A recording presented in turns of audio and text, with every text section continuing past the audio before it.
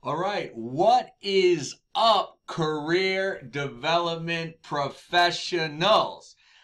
My name is Matthew Gargano, and I will be your professor during this very exciting experience that'll be 5.5 weeks down career development. So I want to just talk a little bit about sort of some housekeeping items, how to make sure that you can position yourself to be successful. Make sure you're all in the right course. This is E242 Career Development, Winter 2019, T2, which is Term 2, Section 6. So make sure you're in the right class. I've got a split screen right here, so I'm actually looking over here to make sure I'm saying the right thing. Yup, E242, Section 6, Career Development, Winter, Term 2, 2019. Boom!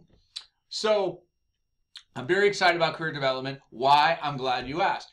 I have been an educator for over 16 years. I'm also a business owner. In addition to being a business owner, I have a for-profit company, professional life coaching and business consulting. I also have a nonprofit organization that I started that I manage. I'm also a pastor. I'm a writer. I'm an author. So why am I saying all this? Am I saying all this to be braggadocious? No, not at all. I'm saying all this because that's why I'm excited about career development, because everything I do in my professional life really focuses around career development.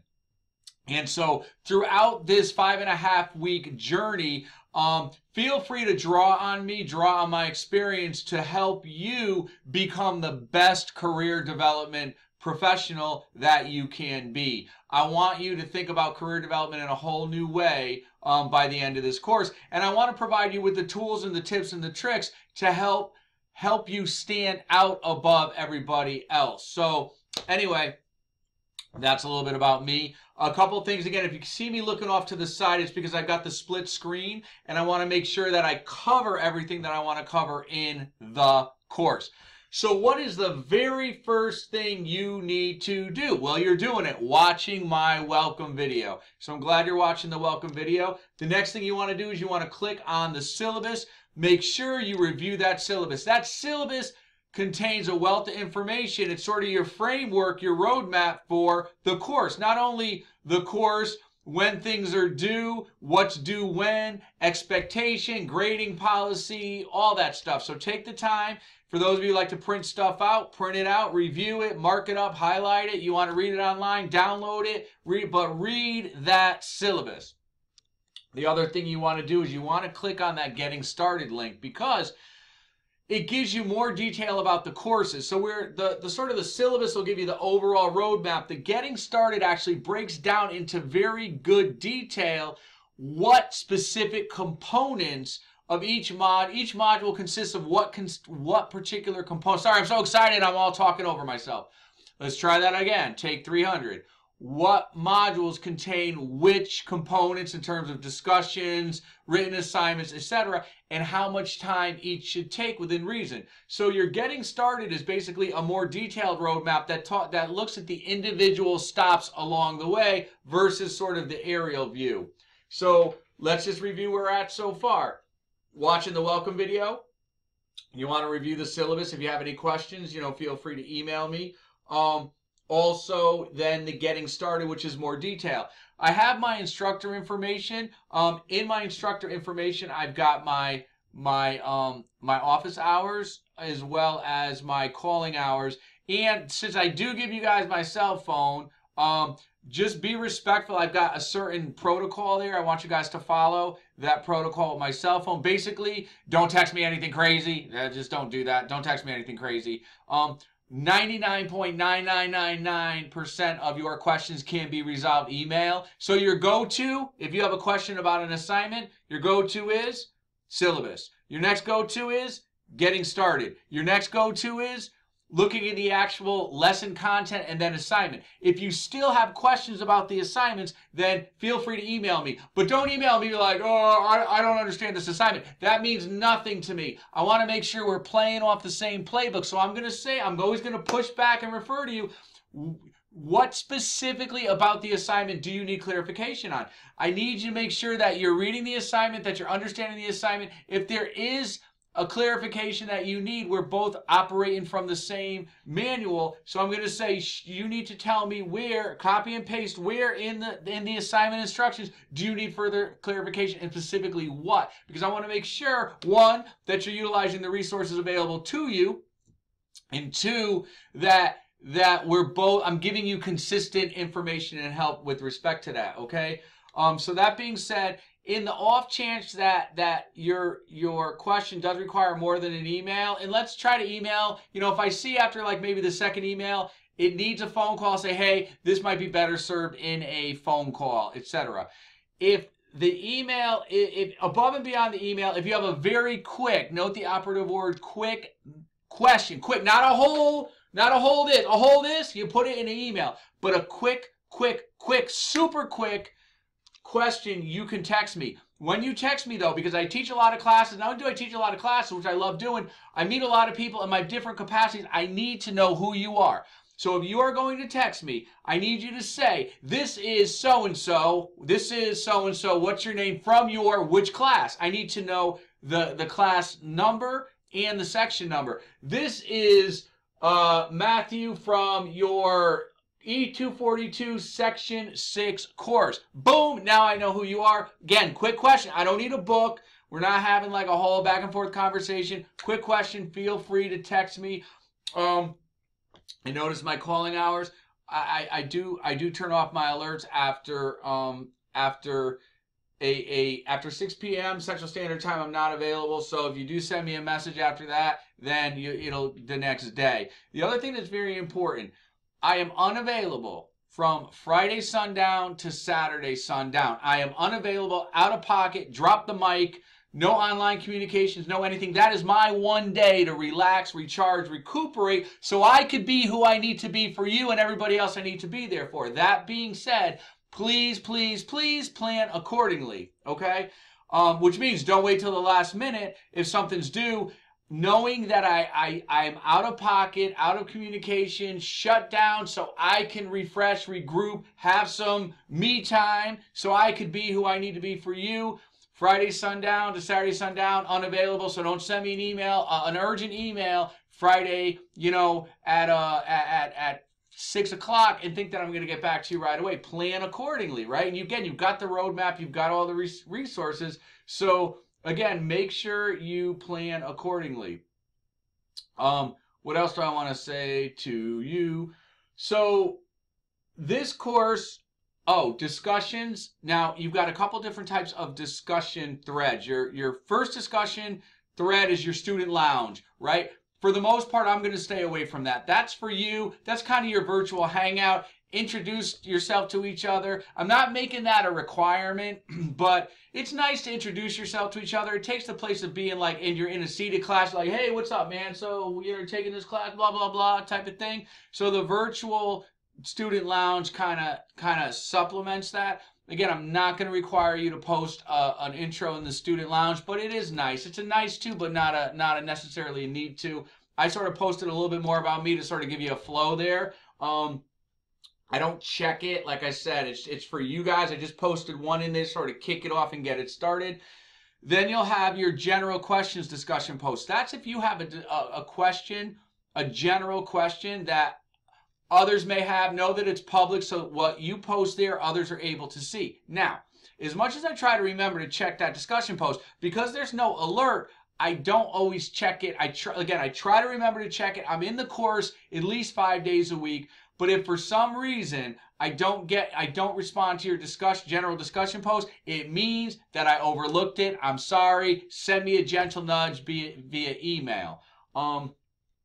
Regarding the other discussions, those are your weekly discussions. Now, as far as your weekly discussions, you're graded on how well you respond, how well you met the requirements for your initial post, and a meaningful response to at least one of your classmates. So I wait to grade your discussion post until after the deadline of Saturday. So in other words, your posts, generally your initial post is due on a Tuesday, and your response to at least one fellow classmate is due Saturday. So I'm not going to grade it until after Saturday because, again, your grade consists of two parts. how well you did on your initial post. Make sure you read what the requirements are of the post. You include what the post is asking you to do. Make your initial post by Tuesday, then respond in a meaningful way. Don't be like, hey, that's great. Yeah, I agree. Loved it. I want you to provide meaningful, constructive feedback to at least one individual by Saturday. Now, obviously, the only exception to the deadline is your Module 1 discussion post. Obviously, you guys start the class on Wednesday. That's when you're watching this. So Tuesday already passed. So your very first Module 1 discussion post and reply will both be due by this Saturday, okay? This Saturday being the 9th. So again, for this week only, your initial discussion post, which is normally due on a Tuesday, will not be due on Saturday, which is the same time your response is due. So here's what I say. Don't wait till Saturday to do your initial and response, because then you're not going to have anybody to respond to, nor is anyone else. So even though your first post isn't due, your first initial post isn't due until this Saturday, because again, the course doesn't open until Wednesday, so Tuesday would have passed. Try to get it in earlier rather than later, so there's enough posts out there for people to respond for Saturday. Now, moving forward, your discussion posts 2, 3, 4, and 5, and 6, initial post due that Tuesday, following the response due that Saturday, okay? And since your course ends Saturday the 16th, your final Module 6 discussion post will be due on that Saturday. There are no other Module 6 written assignments to be concerned about. So there's no live classroom, there's no written assignment for Module 6. The only thing you'll have due week 5.5 for Module 6 is the discussion post. So that's not even an issue. You guys got that? All right, awesome. What else do I want to say to you guys? So you want to go through here each module again, read the lesson content and read the read the assignments. Okay, what else do I want to talk to you guys about? Live classroom lectures. Okay, so I hold live classroom lectures on Mondays at 2:30. Obviously, your live classroom lecture assignments are due Sundays along with your others. So all your written assignments, including your live classroom assignments, are due Sundays, right?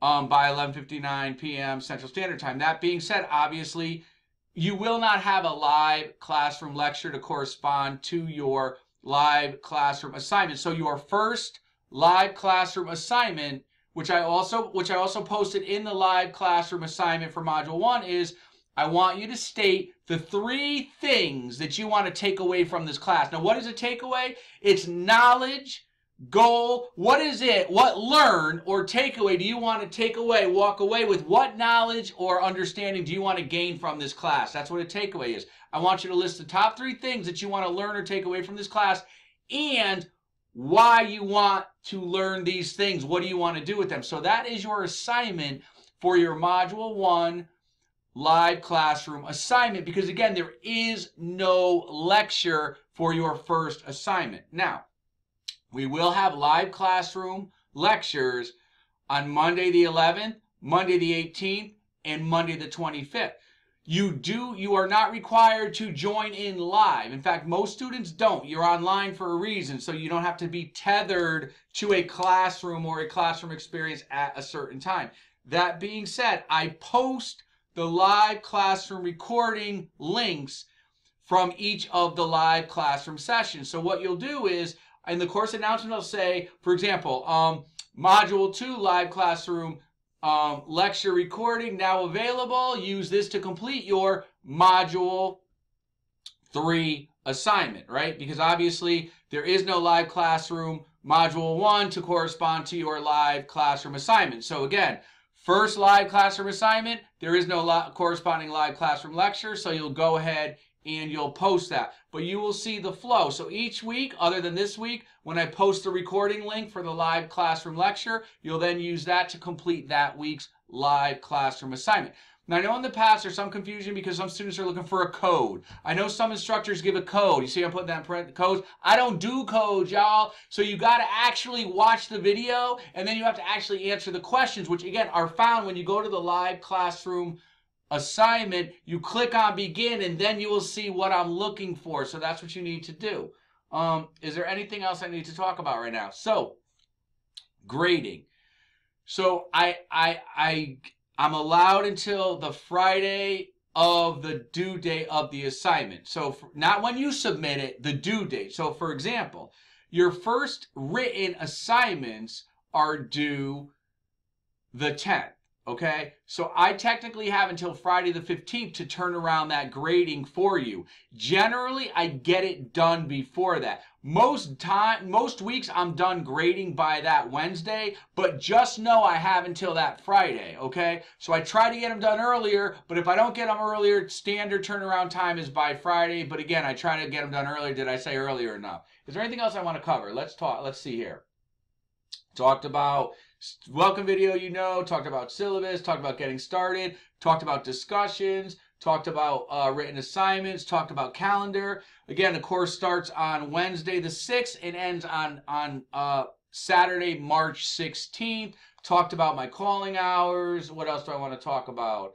I think that's pretty much it. Hey, I'm looking forward to working with you all throughout these next 5.5 weeks. And that's it. Get ready, get set, go.